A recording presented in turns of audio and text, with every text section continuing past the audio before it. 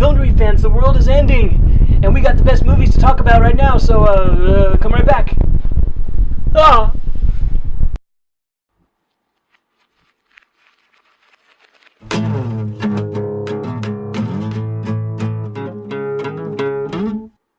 What's up, Film Debris fans? This is Temple. Today's episode is movies where the world is ending, and my first movie that I'm going to talk about is Idiocracy from 2006. It's a Mike Judge movie. He also did some things like this and Beavis and Butthead.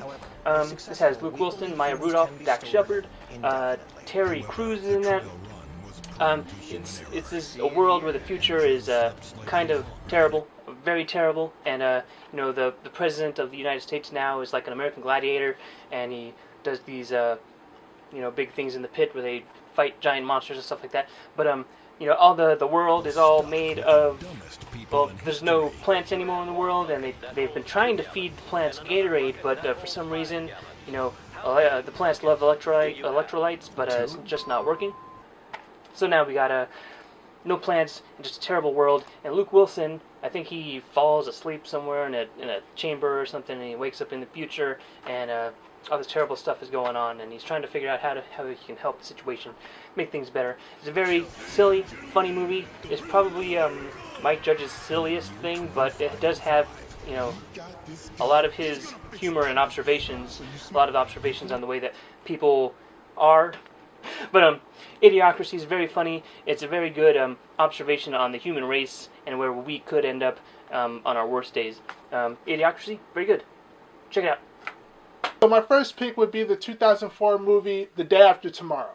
The Day After Tomorrow it had to make my top 3 because I liked the message that it was giving. I mean, basically it was about global warming and how we should take care of the earth, because if we don't, we're going to go through another ice age.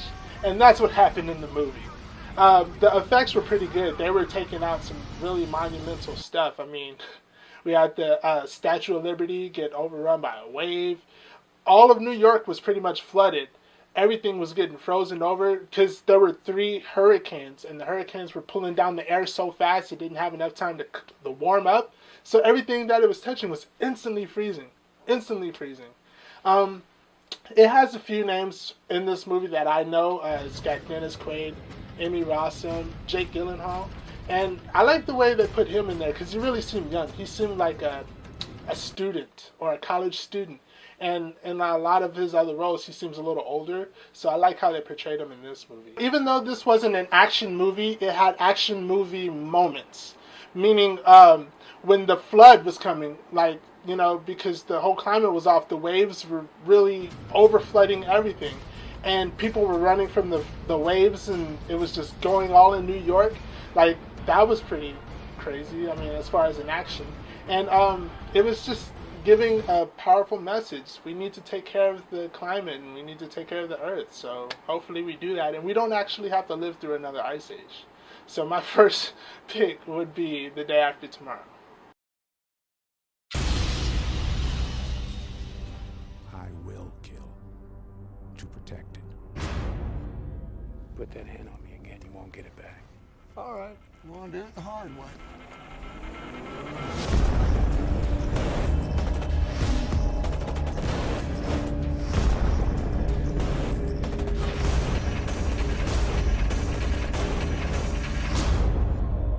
Book of Eli, Denzel Washington, Gary Oldman, Mila Kunis.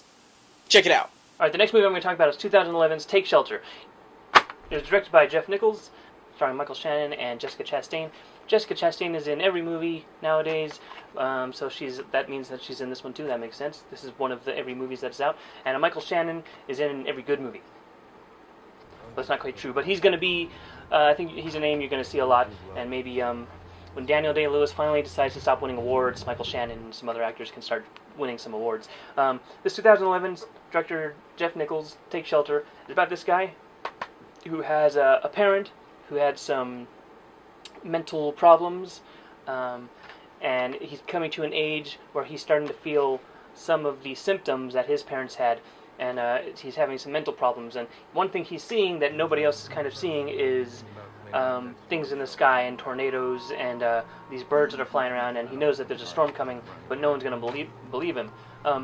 So he's fighting with these mental problems that he's having, and trying to warn the people and trying to keep his family safe by building a bigger bomb shelter and spending all this money to make sure his family's safe. But is it going to pay off? Is it something that, he's really seeing? Is it his family doesn't know? The townspeople are trying to look at him funny. But the performance he does in this convinces you enough that he believes it. And if he believes it enough, maybe he knows it's really going to happen. And that's the kind of story you go through all the time when there's with the world ending. Someone knows the truth. It's that person convincing everyone else the truth is real, and then whether or not they can protect themselves. Take Shelter, 2011. Very interesting, very good. Great performances all around. Check this one out. Take Shelter. And my next pick for movies where the world is ending would have to be Armageddon. It's directed by Michael Bay. And when Michael Bay is involved, he's going to blow up or do something big. And he went out and he got an all-star cast involved. He had Bruce Willis, Billy Bob Thornton, Liv Tyler, Steve Buscemi, Michael Clark Duncan, Owen Wilson, and Ben Affleck.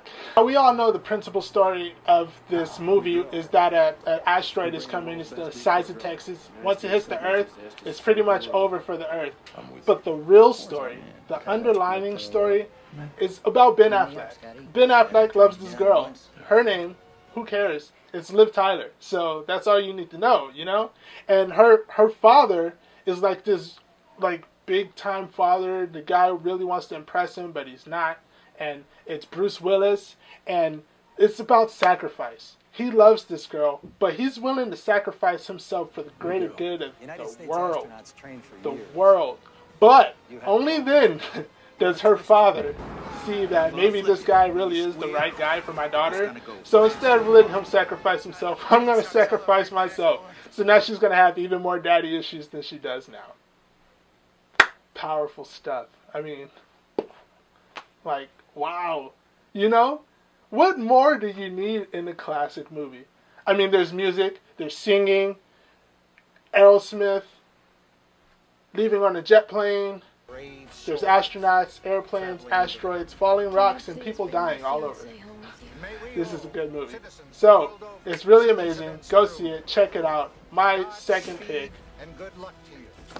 Thank you. If the world is ever ending, and you need someone to help save you, go to Film Debris. Subscribe to them. Follow them on Twitter. Check them out on Facebook. They'll help you out. They got all the movies for you and everything. That's how I got here. Alright, and my number one movie, no brainer, it has to be Dr. Strangelove, or How I Learned to Stop Worrying and Love the Bomb. All together. So in this movie, it started off as, from what I understand, it was going to be a serious movie about these countries and this accidental nuclear war that can be started. But the situation was just kind of silly that they just kind of went with the dark comedy of the whole situation. It has, when I saw it, it has Peter Sellers in it, and when I was watching the movie, I was like, I recognize that guy. I'm not that old, where I was born when that movie was out, but I recognized his face when I saw it, and I guess after the movie I was like, oh, the reason I recognize it is because it's the same guy in 3 roles. Also had George C. Scott. He was very funny in that movie too. He won for Patton, but he did not accept that award. You got Slim Pickens, very, you remember his voice and the way he talks, and he's like this cowboy who's driving this ship, and there's the iconic scene where he's on the bomb, riding it down all the way to the death of ourselves. Dr. Strangelove, or How I Learned to Stop Worrying and Love the Bomb. 1964, Stanley Kubrick. Gotta see it. Check it out. And my number one pick for end of the world movies is I Am Legend, starring Will Smith, directed by Francis Lawrence. He also directed Constantine, which is a good one, and what was it? Oh, Hunger Games, Catching Fire, and he's also directing the Mockingjay, something around that, part 1 and 2. Anyways, he's a great director. He directed a great film in I Am Legend.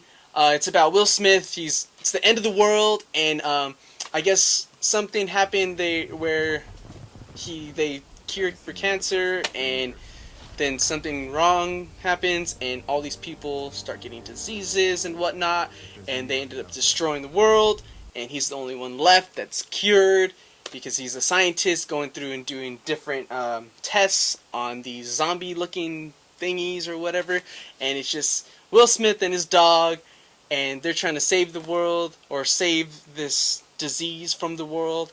And so it's a really good film. It's real touching. If you haven't seen it, you should really check it out. I Am Legend, Will Smith, his dog, Frank. Check it out. My number 2 pick would be War of the Worlds. War of the Worlds is basically starring Tom Cruise and Dakota Fanning.